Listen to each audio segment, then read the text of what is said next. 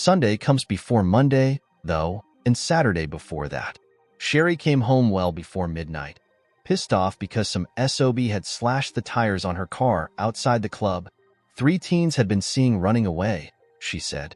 Then she'd had to wait 3 hours for the AAA folks to get there. Apparently, I'd not been observed destroying the tires on the cars, and someone else was suspected.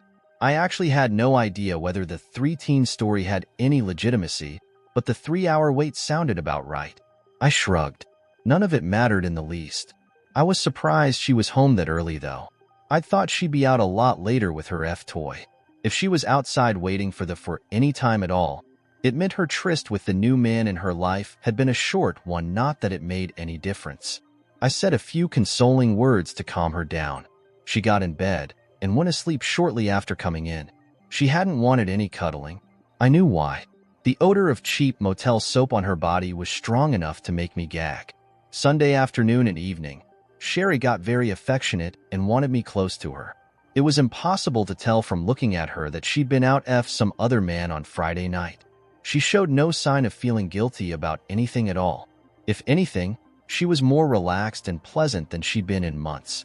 That, I had read, was one of the classic signs a spouse is cheating. Whether they showed it or not, they usually felt some degree of guilt and would try to make it up to their dishonored spouse. I had talked to my attorney earlier today while Sherry was fixing lunch. He'd said to call him at home if I needed to. He was all set, he said. All he needed was my signature on the paperwork, and he'd file them at the courthouse before noon tomorrow.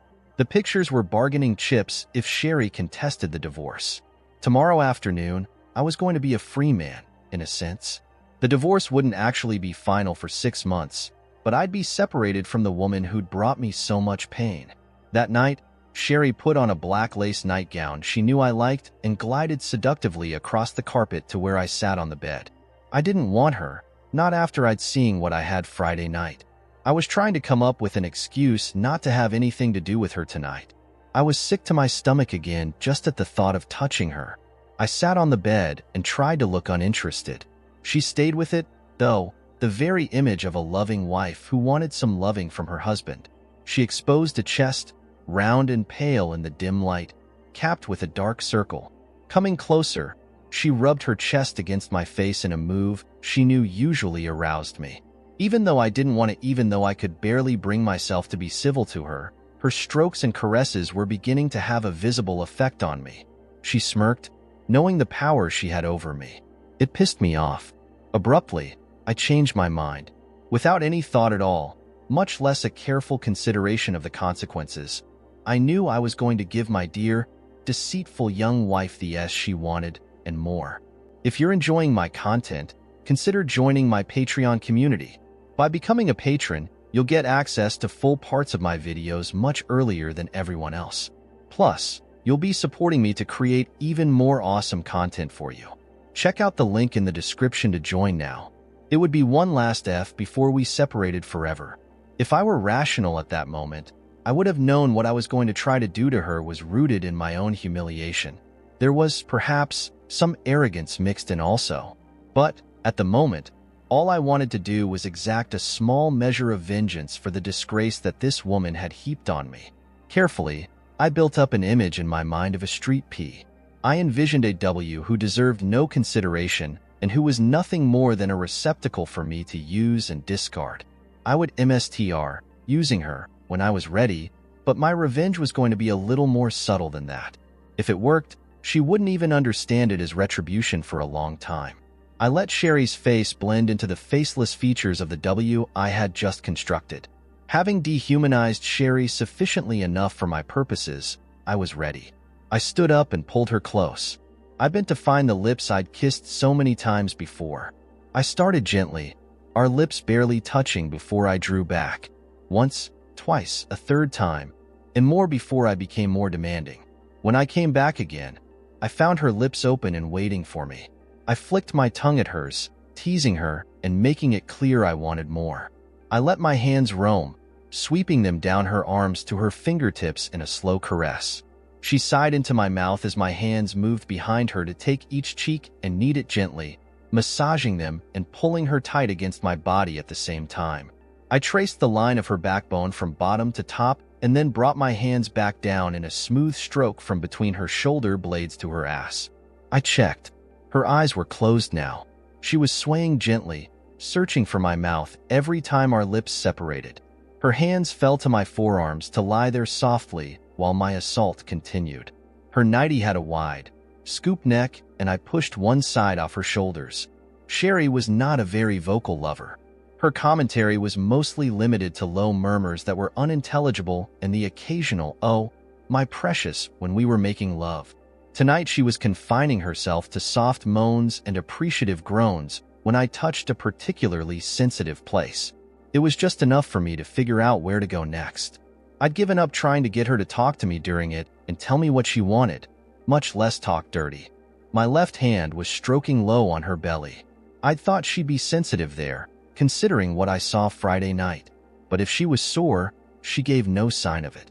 Evidently, she was not in the least tender down there. Suddenly, I had contempt for her boyfriend. Full part of it you can check on my Patreon because I can't post the process on YouTube. After the thing, Sherry was expecting me to get off her and lay beside her for some cuddling, but I didn't intend to allow that tonight. I never took my out of her. One more time I made my wife accept a third and I was done. When her body relaxed this time, I let her lay there. Exhausted myself, I stretched my body out on the bed beside my wife. Our only contact was my fingers around her wrist. After a while, Sherry rolled over and cuddled against me, putting her head on my shoulder. "Oh God, honey," she breathed into my chest. "If only you." Her voice faded away before completing whatever she'd been about to say. I didn't care anymore. I didn't ask her what she meant. "All you had to do was be here with me," I answered. I trusted it was enigmatic enough for her to remember tomorrow. She stirred a little, nodding her head as if in reply to what I'd said, and then she slipped quickly into a deep sleep. I got up and took a long, very hot shower. When I finished, I walked down the hall to the guest room and lay down on the bed. Sherry had not moved when I walked past our bedroom, her bedroom door now. I doubt she knew I wasn't there. She was sleeping on the wet spot, something that she did not like. She would be irritated when she woke up the next morning. I didn't sleep much the rest of the night. I knew what the coming day would bring, and I dreaded it even as I welcomed it, knowing it would bring me release from the demons that had haunted me for the last month. Next morning, I was dressed and gone before Sherry woke up. I didn't doubt she was upset by my unexplained absence, but I had no desire to be around her. It was too painful. 3 hours after she left, I was back at the house with the U-Haul truck. I'd already delivered the camera to my attorney's office, and one of his assistants had printed 2 copies of everything. The sympathy the young woman felt when she brought them back into the inner office was evident in her eyes. I appreciated it, I guess, but I was suspicious there might have been some pity there too.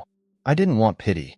At home again, and after a couple cups of coffee, I got busy packing up my clothing and the few personal possessions I had brought to the marriage.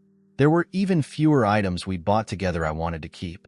While one of my original goals had been to salvage some of the furniture for my own use, I found I didn't want anything more than the DVD player, a 25-inch TV, and a few music CDs. Nothing else caught my eye. I made a backup of everything on the computer, opened the case, and disconnected the backup hard drive. I put it in my briefcase. I'd buy another computer somewhere to put it in. Before I left, I scattered a dozen prints of the pictures I'd taken last Friday night on the top of her dresser. I used the computer one final time to print my darling wife a short note in the biggest font I could use and still fit the whole text on the page. "Enjoy the memories of last night, dear.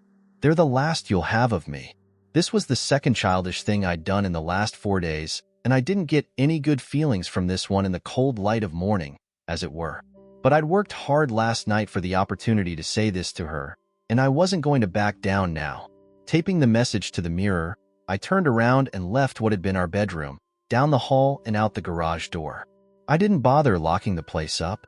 It was no longer my responsibility. I'd thought once divorce papers had been served on Sherry, our attorneys would talk and work out the division of our property and other assets. Then, I figured we'd sign the paperwork, go before the judge, and it would all be over with. Silly me. It seemed discussions between attorneys was necessarily a long, drawn-out process that became negotiations about the most inconsequential of things. For instance, I know the lawyers spent one whole lunch hour I paid for it. I'm sure on the question of whether I should return the TV I'd taken with me, or did it constitute my share of the electronic equipment in the house? Who gave a flying? Well, anyway, it was taking forever. What it finally all boiled down to was that the house and all the furnishings were to be sold, and the proceeds divided equally after the lawyers got their share, of course. Sherry and I would identify any furniture or other things in the home that we particularly wanted, and, if the other didn't protest, that item was theirs. Up to a total value of $5,000.